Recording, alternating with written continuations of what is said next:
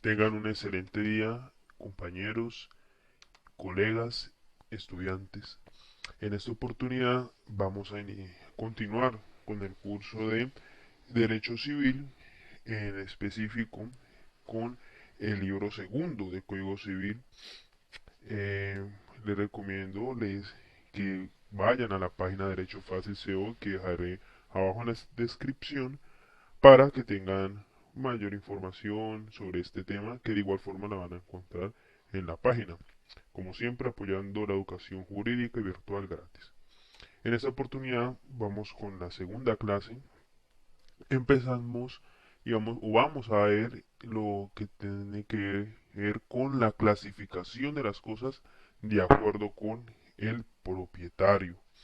Muy bien, antes de nada hay que tener en cuenta una regla general, y es que todo bien en Colombia tiene un propietario privado, y aquel que no lo tiene es porque es un bien del Estado. Entonces todo lo que no está en el listado de bienes públicos es un bien privado. Hay que tener en cuenta esto antes de nada. Entonces bien, siendo así, vamos con los bienes públicos. Los bienes públicos en el ámbito jurídico colombiano solo existen cuatro tipos de bienes públicos. Bienes que son los bienes de uso público, los bienes fiscales, los bienes baldíos y los bienes ejidos. Vamos a explicar uno por uno lo que serían lo más relevante en cuanto a lo que más nos importa en cuanto a cada uno en específico. Bueno, en cuanto a los bienes de uso público, eh, tenemos que decir que siempre son inmuebles y su único propietario son las entidades territoriales. Esta puede estar en el artículo 674. Van a ser la nación, los departamentos, los municipios y los territorios indígenas. Este régimen que regula los bienes de uso público es de derecho público total y se van a aplicar los códigos de policía y el código administrativo. Los bienes de uso público tienen dos características en específico, y es que son inajenables y son imprescriptibles.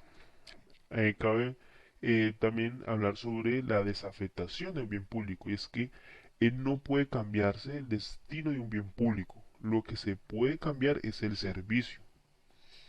El régimen, respecto al régimen jurídico, el ente territorial para proteger el inmueble, lo que va a dar son órdenes, no se encarga de litigar, da órdenes. Bueno, continuamos con los bienes fiscales. Estos pueden ser muebles o inmuebles con título. Y aquí, con título, y aquí que, vamos con las características, que tiene que tener título, alienable e imprescriptible. Son características de bienes fiscales.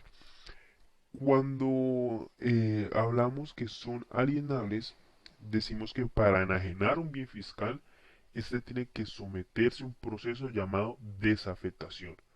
¿Por qué está afectado un determinado servicio público? Ejemplo, el hospital universitario está afectado al servicio de salud, como la Universidad del Valle, digamos en este caso, de Cali, estaría afectada, o por ejemplo la universidad pública estaría afectada al servicio de salud. Son ejemplos.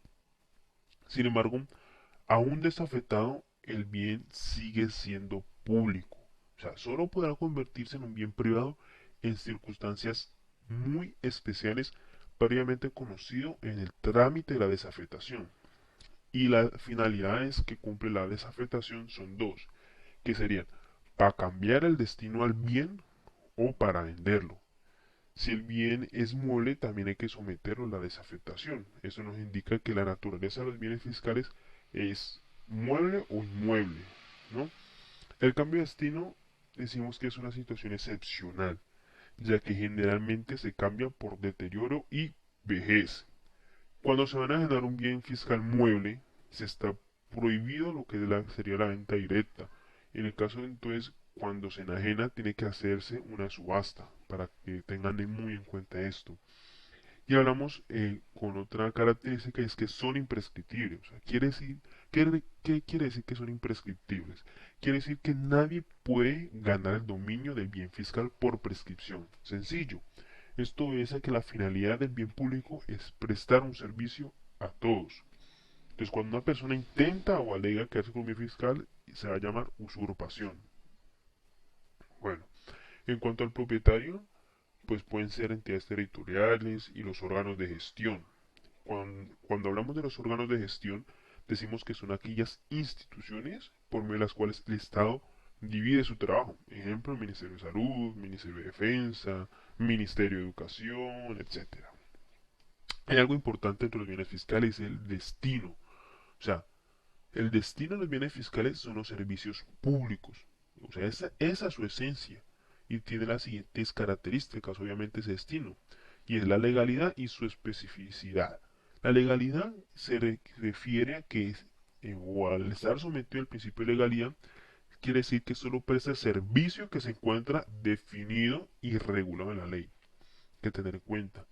El régimen de esos bienes fiscales es mixto. Cuando hablamos que es mixto, hablamos de derecho público y derecho privado, pero hay dos momentos. O sea, hasta la desafectación vendrá a ser de derecho público, pero producida o autorizada la desafectación pasa a ser derecho privado. O sea, si se desafecta para cambiar la prestación de su servicio, sigue siendo derecho público. O sea, la regla general es que el régimen jurídico de los bienes fiscales es de derecho público. Esto solo cambia con la desafectación o la subasta, en la cual pues el bien pasa a ser regulado por el derecho privado. Seguimos con los bienes baldíos. Los bienes baldíos decimos que es un inmueble rural. O sea, y aquí nos vamos al artículo 675 del Código Civil colombiano. Vemos que son bienes, decimos lo siguiente, son bienes de la Unión todas las tierras que estando situadas dentro de los límites territoriales carecen de otro dueño.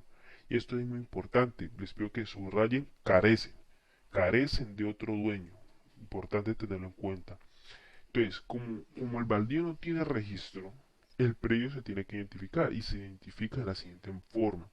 Primero, pues hay que ir al Instituto Geográfico de Agustín Cudasi y solicitar una ficha catastral.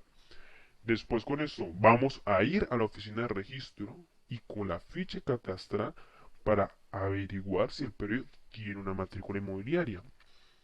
Eso es lo que debe hacer. Y aquí pueden surgir varias hipótesis. Por ejemplo, una circunstancia o hipótesis puede ser que se encuentre matrícula inmobiliaria. Entonces, si se encuentra, no es un bien baldío. ¿Por qué? Porque eso indica que hay un propietario. Y un bien baldío tiene que carecer de otro dueño. No tiene que haber dueño. Bueno, pero también puede que pase que no figure matrícula inmobiliaria para ese predio, etc. El destino de los bienes baldíos o el siguiente paso que se sigue es buscar el destino. Y se busca de la siguiente forma. Primero, se le puede pedir al Estado que se le adjudique en propiedad. Cuando hablamos de la adjudicación, decimos que es un proceso administrativo, el cual pues el Estado le concede el dominio de un bien baldío a un particular, en este caso. Y segundo, se tiene que llevar esa resolución de adjudicación a registro. ¿Para qué? Pues para que se le asigne el número de matrícula inmobiliaria. Una vez ya se adjudicó el bien baldío, pues no se puede vender. Eso hay que tenerlo muy en cuenta. Y es que no se puede vender hasta vencido el término que establezca la ley según el área. El propietario de los bienes baldíos, pues decimos que se adjudican excepcionalmente a las siguientes personas.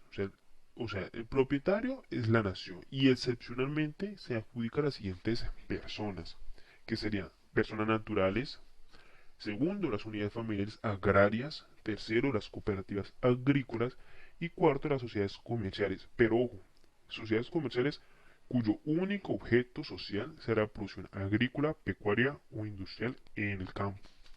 Y quinto, la asociación de usuarios campesinos, excepcionalmente, ¿no? O sea, esa resolución de adjudicación se tiene que llevar a registro y se hace la primera matrícula inmobiliaria. El régimen es derecho público y este llega hasta la resolución de adjudicación. Después de aquí ya pasa a ser derecho privado, o sea, es mixto. Entonces, si una persona lleva, por ejemplo, 40 años en un baldío sin sola adjudicación y llega al Estado a solicitarlo, debe demostrar que mínimamente durante los últimos 5 años ha explotado ese bien para actividades agrícolas, pecuarias o industriales. Obviamente agrícolas, cultivos lícitos, pecuarias, especies permitidas. Y pues industriales es tomar una materia prima y transformarla en otra. Obviamente todo tiene que ser legal. Una vez ya visto los bienes baldíos, seguimos con los bienes ejidos. Esto hay que tener en cuenta es el propietario. El propietario de los bienes ejidos es el municipio, por disposición de la ley 41 de 1948. Esta sería la ley orgánica de los ejidos en Colombia. Bueno, la naturaleza decimos que es un inmueble urbano y rural. Y como características tenemos alienable. ¿Esto qué quiere decir? Quiere decir que se pueden enajenar, pero hay unas limitaciones, que son las siguientes. Primero, se enajena elegido a quien no tiene vivienda propia y es responsable de una familia. Hay que hacer un paréntesis aquí, y es que cuando hablamos de familia, aquí el concepto de familia aquí es muy amplio. O sea, no es la familia la ley de paternidad responsable. O sea, ya la familia puede comprender a todo el que tenga vínculo de consanguinidad hasta el cuarto grado, de afinidad hasta el segundo grado, así como padres, cónyuges, hijos, sobrinos, primos y cuñados, ¿no? Entonces, tener en cuenta eso. Entonces, cerramos paréntesis y ya hablamos de se enajena, se puede enajenar a quien no tiene vivienda propia, responsable de una familia, y segundo, a una persona muy pobre, pero reconocida y que lo demuestre. Y además, es que sea oriundo de su lugar de origen y que al menos haya vivido allí durante los últimos años. Hay que mirar con ojo de lupa. O sea, no es que sea pobre, tiene que ser reconocido, demostrarlo, que sea oriundo de su lugar de origen y que haya vivido ahí durante los últimos años. Eso es fundamental. Otra característica vemos que es imprescriptible. Y eso aquí es que tienen título. O sea, ahí ya hay una diferencia muy grande cuando se intenta comparar con los baldíos. Y es que no tienen título. No tienen título ya que los ejidos sí, los baldíos no tienen. Los ejidos sí tienen que tenerlo. Y hay dos clases de títulos para los ejidos. Vemos que son las cédulas reales y las escrituras públicas. Cuando hablamos de las cédulas reales, ya nos remontamos pues a una época muy pasada en Colombia, en donde los títulos eran cédulas reales, los títulos de propiedad que el rey de España le otorgaba a determinada ciudad. Eso era denominado como cédula real. Y obviamente estas cédulas reales empezaron en las oficinas de registro de instrumentos públicos, pues empezaron a expedir las primeras matrículas inmobiliarias. Y como segundo título, hablamos de las escrituras públicas. En esa escritura pública pues se tiene que hacer memoria en el predio de mayor extensión, del cual surge el predio que se está adjudicando y tienen que indicarse linderos y demás. Hay algo importante aquí y en cuanto al destino. El destino es para vivienda popular y excepcionalmente el municipio puede desafetarlo. Esto obviamente no solo pasa con los bienes fiscales. Eso lo dijo la ley 41 de 1948, lo dijo igualmente la ley 90 de 1989. La desafectación se hace por razones de utilidad pública, de interés social, que el desarrollo de un municipio constitucional. O sea, ojo, hay que tener en cuenta, esta desafectación el destino es vivienda popular, se puede desafectar, pero por razones de utilidad pública, de interés social, que obviamente es desarrollo de un principio constitucional. O sea, el municipio puede desafectar un ejido, por ejemplo, para la construcción de un ancianato. Esta afectación la ordena el respectivo organismo legislativo, en este caso diríamos el cabildo municipal, pero hay que tener mucho cuidado con esto. Entonces el régimen es derecho público, para protegerlo, para administrarlo o para venderlo. Para proteger el bien ejido se usa el código de publicidad y pues el Estado no va a litigar, lo que se hace es producir órdenes, ya lo había dicho.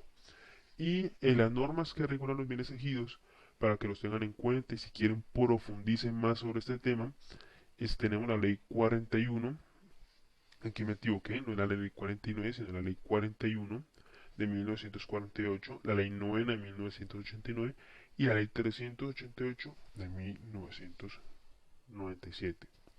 Entonces, bueno, ya terminamos y la clase segunda. Si tienen de pronto dudas, inquietudes, me escriben en los comentarios y abajo voy a dejar en la página web donde este tema ya está explicado.